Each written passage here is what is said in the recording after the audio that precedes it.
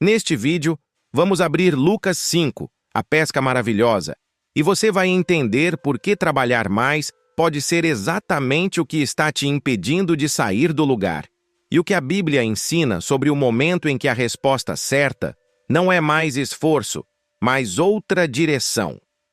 Marcos tinha 41 anos, morava em Fortaleza e era motorista de aplicativo há 3 anos. Não era alguém que fugia do trabalho, muito pelo contrário. No começo, ele trabalhava 8 horas por dia. Quando percebeu que não estava dando conta das contas, foi para 10, depois para 12, depois para 14 horas rodando por dia. Ele conhecia os melhores horários, as rotas mais rentáveis, os bairros onde a demanda explodia no final de semana. Era bom no que fazia, experiente, dedicado. E mesmo assim, a cada mês que passava, a dívida crescia um pouco mais. Não porque Marcos era irresponsável, não porque estava gastando mal, mas porque havia um problema que nenhuma hora extra ia conseguir resolver. E aqui está o detalhe que quase ninguém percebe. 2000 anos antes de Marcos existir, um pescador chamado Simão Pedro viveu exatamente a mesma noite. Imagina a cena. É madrugada no lago de Genezaré, no norte de Israel. O lago tem quase 22 quilômetros de comprimento e 12 de largura, e nessa época era uma das fontes de pesca mais ricas de toda a região. Pedro não era amador, era profissional. Havia passado a vida inteira naquele lago. Conhecia cada corrente, cada profundidade, cada comportamento dos cardumes, de acordo com a estação do ano. Ele e seus sócios, Tiago e João, tinham passado a noite inteira trabalhando. A noite era o melhor momento para pescar no lago, porque o peixe subia para a superfície em busca de plâncton, que brilhava levemente na escuridão. Era técnica, era experiência, era esforço aplicado com precisão. E mesmo assim, de madrugada para o amanhecer, as redes voltaram vazias. Não uma vez, a noite toda. Imagina o peso daquele silêncio. O som das redes sendo puxadas sem resistência. O cansaço no corpo. A frustração silenciosa de alguém que fez tudo certo e não colheu absolutamente nada. É exatamente nesse momento que Lucas 5, versículo 1, nos conta que Jesus estava à beira do lago, cercado de multidão, e pediu para entrar no barco de Pedro para ensinar ao povo. Pedro aceitou.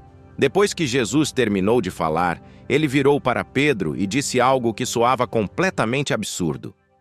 Avança para as águas mais fundas e lançai as vossas redes para a pesca.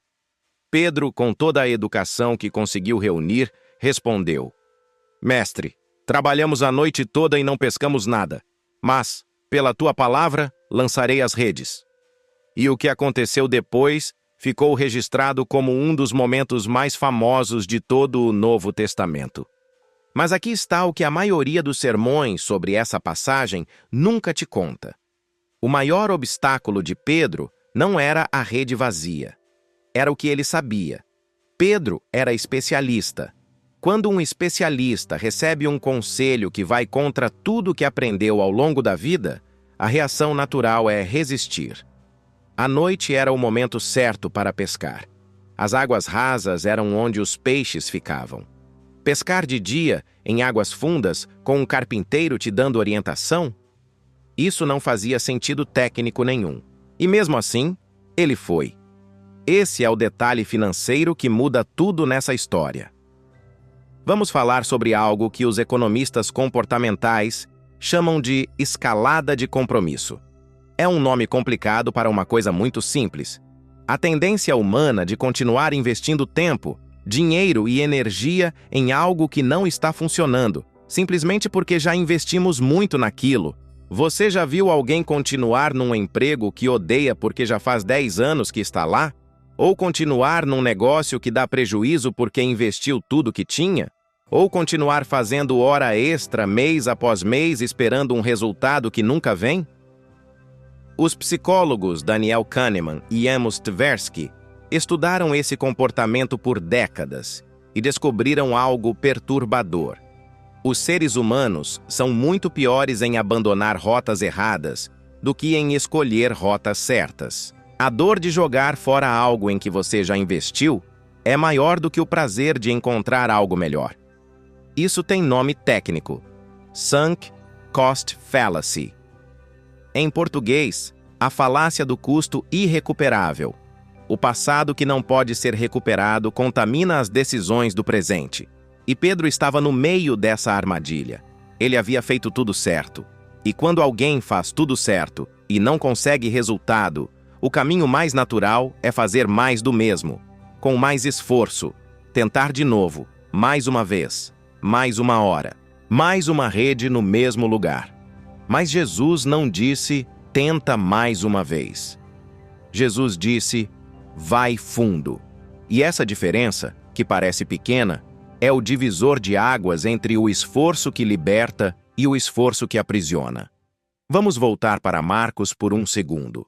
Porque o que aconteceu com ele é o que acontece com milhões de brasileiros todo mês. E quase ninguém fala sobre isso com essa clareza. Marcos não estava desperdiçando dinheiro.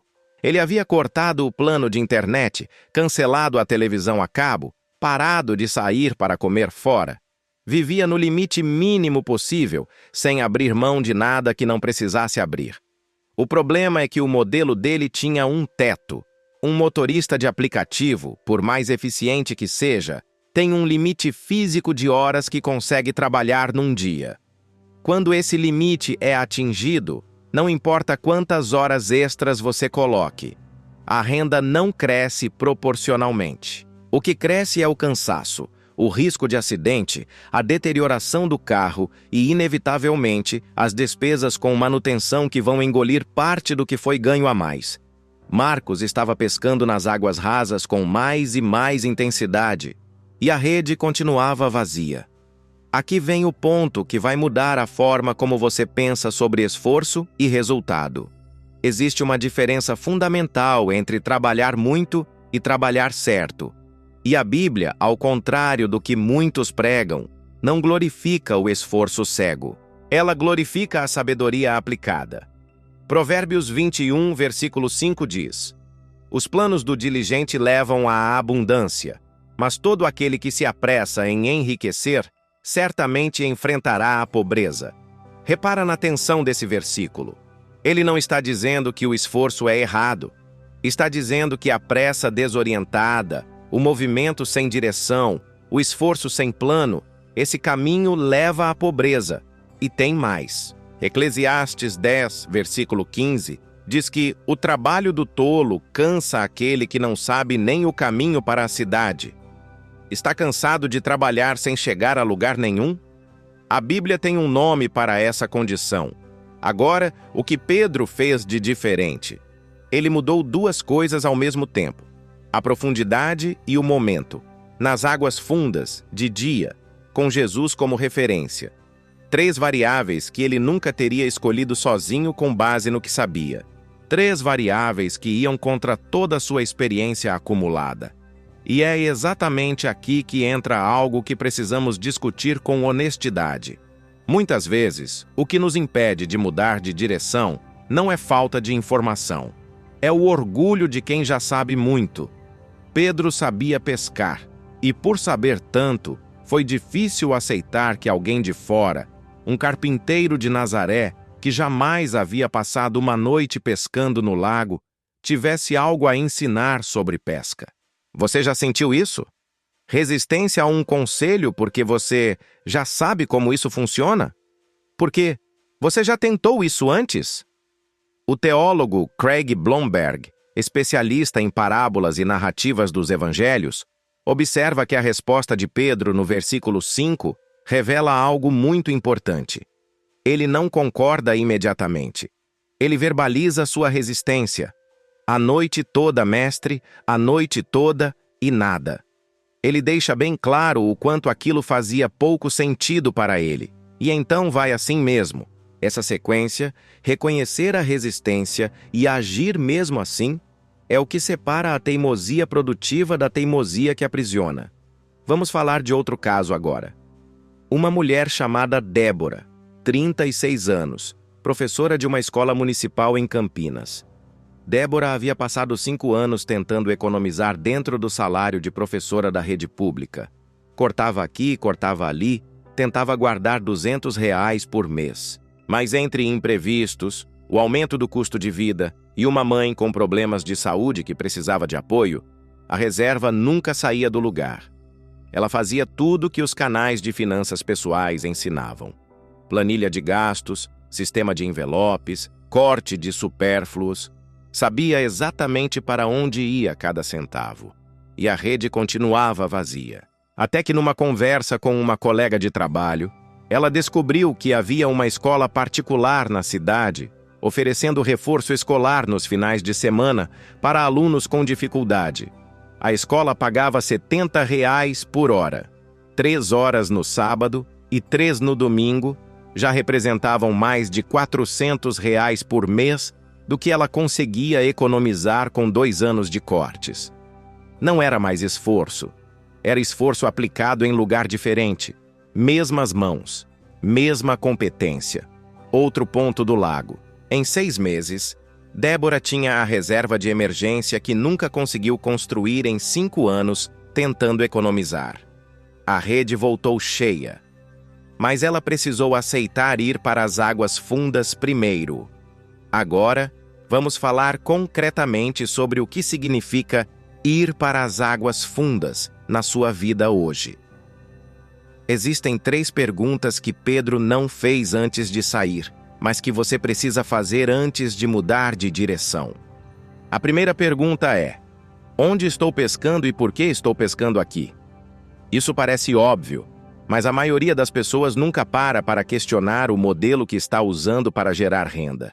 Você está no mesmo emprego há anos e o salário real, descontada a inflação, está estagnado há tempo? Você está num negócio cujo mercado encolheu e está tentando compensar com volume? Está tentando economizar quando o problema real é a renda, não o gasto? Existe um limite para o que a economia pode fazer. Chega um ponto onde simplesmente não tem mais nada para cortar. E quando esse ponto é atingido, continuar olhando para os gastos com mais intensidade não resolve, porque o problema está no outro lado da equação. A segunda pergunta é: que conselho eu estou resistindo porque eu já sei como isso funciona? Essa é a pergunta mais difícil, porque o conhecimento que nos trouxe até aqui é muitas vezes o que nos impede de ir adiante. Pedro sabia pescar, e esse mesmo conhecimento quase o impediu de ouvir Jesus. Pode ser que alguém já te disse algo que você descartou rápido demais. Um amigo que sugeriu uma área diferente. Um livro que você começou e não terminou. Um curso que você achou irrelevante para a sua vida atual. Uma oportunidade que pareceu fora do seu perfil. A terceira pergunta é: qual é a minha água funda? E essa é a pergunta que mais importa. Porque a mudança de direção não é genérica, é específica. Pedro não foi para outro lago. Foi para as águas fundas do mesmo lago. O princípio era familiar. O contexto era conhecido. A variável mudou. Isso significa que a sua mudança de direção provavelmente está mais próxima do que você imagina. Não é necessariamente trocar de profissão do zero, largar tudo e começar de novo. Pode ser uma especialização dentro da área que você já domina, uma fatia de mercado que você ainda não atendeu, uma habilidade adjacente que multiplica o valor do que você já sabe fazer. O teólogo Kenneth Bailey, que passou décadas estudando o contexto cultural do Oriente Médio Antigo nos Evangelhos, destaca um detalhe curioso. As águas fundas do lago de Genezaré eram exatamente o lugar que os pescadores menos experientes tentavam usar, porque os mais experientes já sabiam que de dia não era lá que a pesca acontecia. Em outras palavras, Pedro foi pescar num lugar que ele havia descartado justamente por ser especialista demais. Sua água funda pode ser algo que você descartou por achar que já sabia o suficiente. Agora vamos falar sobre o momento imediatamente depois que a rede encheu. Porque esse momento é tão importante quanto a pesca em si. Lucas 5, versículos 6 e 7, dizem que a quantidade de peixes era tanta que a rede começou a se romper. Pedro teve que chamar os sócios do outro barco para ajudar. Os dois barcos ficaram tão cheios que começaram a afundar com o peso. E qual foi a reação de Pedro? Não foi alegria imediata. Não foi comemoração. Lucas 5, versículo 8 diz: Quando Simão Pedro viu isso, prostrou-se aos pés de Jesus, dizendo: Afasta-te de mim, Senhor, porque sou um homem pecador. Por que Pedro ficou com medo diante da abundância? Os teólogos têm interpretações diferentes sobre esse momento, mas uma leitura financeiramente importante é que Pedro, naquele instante, percebeu o tamanho do que havia perdido por ter pescado nas águas erradas durante tanto tempo. A abundância tornou visível o desperdício dos anos anteriores. Isso é doloroso, e é importante que você saiba que isso vai acontecer. Quando você muda de direção e começa a ver resultado, uma das reações emocionais mais comuns não é euforia. É uma espécie de luto pelo tempo perdido. Por que eu não fiz isso antes? Quantos anos eu passei no lugar errado? Esse sentimento é real e é válido. Mas ele não pode se tornar uma nova prisão. E aqui, Jesus não respondeu ao medo de Pedro com julgamento. Ele disse: Não temas, daqui em diante serás pescador de homens. Não temas. O passado não te desqualifica do futuro. Esse pode ser o versículo mais financeiramente libertador de toda essa passagem, porque a grande paralisia de quem está com a rede vazia não é falta de coragem para trabalhar, é o medo de que já seja tarde demais, que os anos perdidos sejam irrecuperáveis, que a virada só aconteça para quem começou cedo, para quem acertou na primeira tentativa, para quem não cometeu os mesmos erros. E Jesus olhou para um pescador experiente, exausto, com uma noite inteira de trabalho desperdiçado nas costas, e disse: Não temas. O que vem pela frente é maior do que o que ficou para trás. Vamos voltar a Marcos uma última vez. 2 anos depois de estar rodando 14 horas por dia sem sair do lugar, Marcos teve uma conversa com o mecânico que atendia o carro dele. O mecânico precisava de alguém para fazer a parte administrativa do negócio, cuidar do atendimento ao cliente, organizar os pedidos, controlar os custos por serviço. Não tinha dinheiro para contratar alguém com carteira assinada. Propôs uma parceria onde Marcos cuidaria dessa parte em troca de uma porcentagem do faturamento. Marcos não sabia nada de mecânica, mas sabia atender pessoas com paciência, organizar rotas e calcular custo por quilômetro, comunicar prazo e preço sem criar conflito. Essas habilidades que ele havia desenvolvido nos anos como motorista eram exatamente o que a oficina precisava. Em 8 meses, a renda de Marcos havia dobrado. Ele continuava com alguns turnos no aplicativo, mas agora como complemento, não como único sustento. A dívida começou a ceder, a reserva começou a existir. A rede encheu, mas ele precisou aceitar ir para um lugar que não estava no plano original. Existe um último ponto sobre esse texto que quero deixar com você, porque me impressionou quando li pela primeira vez com olhos financeiros. No versículo 11 de Lucas 5, depois que os barcos chegaram à praia cheios de peixe, está escrito: Eles deixaram tudo e o seguiram. Eles deixaram tudo. Você pode estar pensando: a rede encheu e eles foram embora? Abandonaram os peixes? O teólogo Darrell Bock, em seu comentário sobre o Evangelho de Lucas, sugere que esse detalhe é deliberado e importante. Pedro, Tiago e João não estavam apegados ao resultado. A rede cheia era a confirmação que eles precisavam para avançar, não a posse que eles deveriam guardar. Financeiramente, essa é uma das ideias mais contra-intuitivas que a Bíblia apresenta. Às vezes, a abundância é um sinal para avançar, não para parar e acumular. Que a prosperidade, quando entendida com a lente bíblica, é sempre instrumental. É para algo, nunca é o destino em si. Não estou dizendo que você precisa abandonar suas economias ou seu negócio.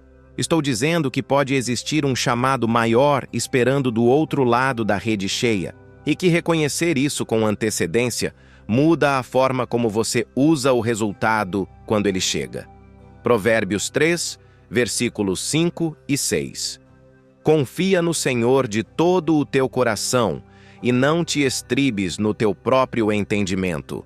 Reconhece-o em todos os teus caminhos, e ele endireitará as tuas veredas. Não te estribes no teu próprio entendimento. Isso não é passividade. É o exato oposto. É agir, lançar a rede, ir para as águas fundas e fazer isso com humildade suficiente para aceitar que o melhor caminho pode ser aquele que o seu conhecimento atual ainda não consegue enxergar. Pedro sabia pescar, e essa mesma expertise quase o impediu de encher a rede. Se a rede está vazia hoje, isso não diz nada sobre o que ela pode carregar amanhã. Mas talvez ela precise ir para outro lugar.